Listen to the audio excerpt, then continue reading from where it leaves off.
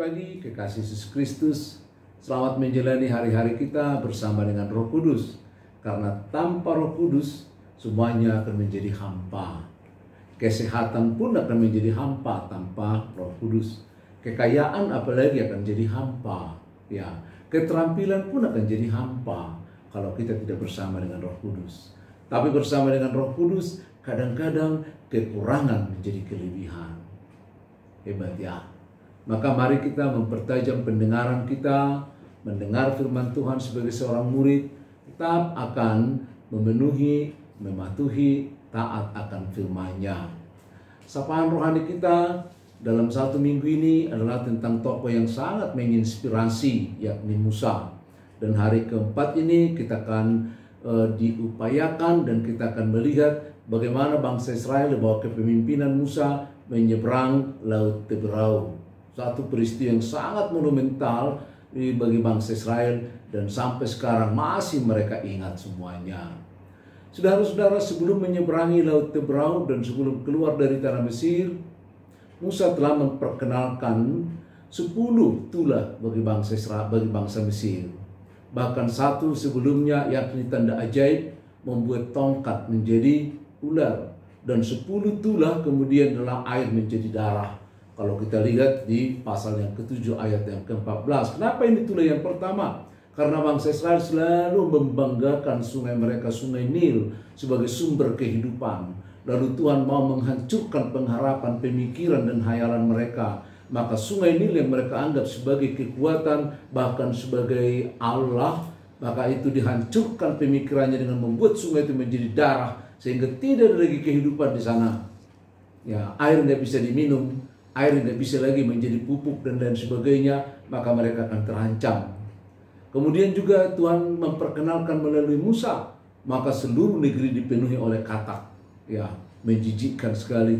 Kota itu sangat menarik dengan bangunan-bangunan yang diupayakan oleh orang Israel, di mana mereka disiksa untuk membuat batu bata agar kota itu menjadi kota yang sangat megah, tapi Tuhan mengubah menjadi kota katak.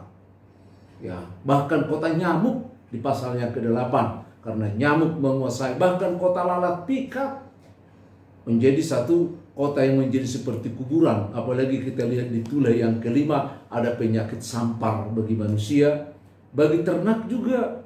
Maka kota itu seperti kota mati, kota hantu, yang tadinya sangat dipuja, dibanggakan oleh orang Mesir. Untuk kebanggaan itu mereka menyiksa orang-orang Israel agar dengan cepat bekerja membuat batu bata, karena bangunan-bangunan masih sangat dibutuhkan. Ternyata itu semuanya dibuat menjadi demikian tidak berarti. Kalau kita melihat juga Barah, tulah yang ke-6, ada Barah bagi bangsa Mesir semuanya. Tahu Barah? Waduh, menggaruk-garuk terus ya. Bahkan Tuhan juga membuat hujan es. Kemudian karena mereka juga setelah pulih dari air menjadi sungai menjadi darah, maka mereka juga tinggi hati. Lalu Tuhan juga mendatangkan kembali sebagai tulah yang ke-8, ada belalang di seluruh negeri.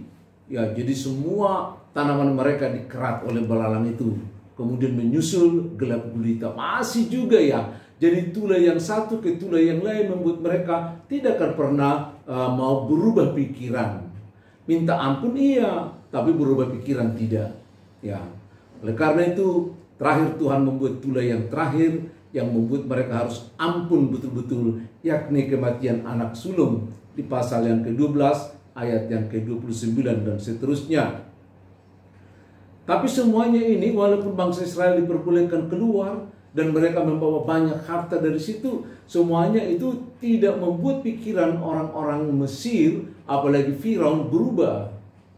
Pikirannya juga kambuh lagi. Kalau kita melihat ketika bangsa Israel sudah keluar meninggalkan mereka, mereka sadar kalau tidak ada lagi budak yang akan mereka cambuk, tidak ada lagi budak yang akan mereka persalahkan, tidak ada lagi budak yang akan menanggung semua pekerjaan, tidak ada lagi budak, dan lain sebagainya. Maka Firaun dengan bangsa Mesir berubah pikiran karena sudah terbiasa menyalahkan orang lain, karena sudah terbiasa membuat orang lain menjadi penanggung jawab atas kesalahan, kekurangan dan lain sebagainya. Maka mengubah pikiran itu tidak semudah yang dibayangkan mereka. Maka tindakan Firaun yang terakhir adalah dia memotivasi semua tentaranya lagi untuk merebut bangsa Israel. Dikerahkan sampai 600 kereta berkuda, lengkap dengan kudanya, lengkap dengan orangnya. Maka mereka mengejar kembali bangsa Israel, karena mereka mendengar kalau bangsa Israel sudah menuju Laut Teberau. Kalau mereka menuju Laut Teberau, di sana tidak ada jalan keluar dari situ. Maka pikiran mereka, bangsa Israel sudah terjebak di dalam suatu situasi yang tidak dapat mengubah kehidupan mereka, bahkan tidak mampu mewujudkan pikiran mereka. Maka dengan semangat Firaun, dengan 600 kereta berkuda, dengan tentaranya mengejar bangsa Israel. Sementara di pihak bangsa Israel terjadi kepanikan. Kenapa? Karena bahaya mengancam. Mereka tidak memikirkan lagi kalau Firaun itu akan datang mengejar. Bagi mereka Firaun sudah menjadi masa lalu. Bagi mereka Mesir sudah menjadi masa lalu. Tapi belum beberapa hari, sekarang Firaun yang menjadi masa lalu. Ketika mereka bernyanyi tentang nyanyian Paskah bahwa mereka telah keluar menuju tanah kemerdekaan, muncul lagi tantangan. Sebegitu cepatnya mereka melihat ada 10 tulah, ada satu tanda ajaib jadi 11. Ternyata kalau bangsa Mesir juga belum mengubah pikiran mereka, bangsa Israel juga tidak mampu mengubah pengharapan mereka, tidak mampu mengubah pikiran mereka. Maka ketika orang Mesir datang menyerang kembali dengan Firaunnya, dengan derap sepatu kuda yang demikian menggelegar dan membuat mereka menjadi takut. Sehingga bangsa Israel yang baru keluar dari tanah perjanjian itu, dari tanah perbudakan itu menuju tanah perjanjian, mereka melihat bahaya itu. Bahkan mereka fokus melihat bahaya itu, melihat kebinasaan mereka. Israel fokus kepada masalah dan melihat kebinasaannya di dalam permasalahan itu. Kalaupun mereka berseru kepada Musa dan meminta Musa berseru kepada Tuhan, tapi mereka tidak melihat keselamatan. Mereka berseru karena mereka melihat kehancuran. Mereka berseru karena mereka melihat kegagalan. Mereka berseru karena mereka tidak mampu berbuat apa-apa. Pada saat yang sama, kalau kita lihat di ayat yang ke-13, ternyata Musa tidak. Musa fokus kepada Tuhan. Sehingga melalui kacamata Tuhan, melalui penglihatannya bersama dengan Tuhan, dia melihat bahwa kehadiran bangsa Israel, bangsa Mesir, mengejar mereka adalah merupakan satu kesempatan kalau Tuhan akan betul-betul menyelamatkan mereka dari ancaman. Dua pemikiran yang berbeda. Pemikiran bangsa Israel adalah mereka melihat kehancuran di tengah-tengah ancaman. Bahkan sekalipun mereka berseru kepada Tuhan, itu karena mereka melihat mereka akan dihancurkan.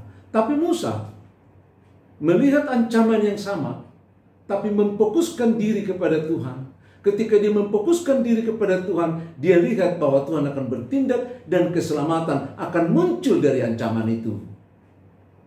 Bisa dipahami saudara-saudara, seringkali hidup kita juga demikian. Kita selalu melihat kehancuran, kita selalu melihat kegagalan, kita selalu melihat ketidakmampuan kita. Kalaupun kita berdoa kepada Tuhan, bukan karena kita yakin Tuhan mau menyelamatkan kita dan mampu menyelamatkan kita, tapi kita hanya berseru karena kita melihat bahaya itu. Mari kita melihat Musa, bagaimana dia memandang sebuah masalah yang sangat besar, yang sekalipun itu memang tidak memiliki jalan keluar dengan pikiran manusia, tapi melalui Tuhan dia melihat itulah keselamatan yang luar biasa.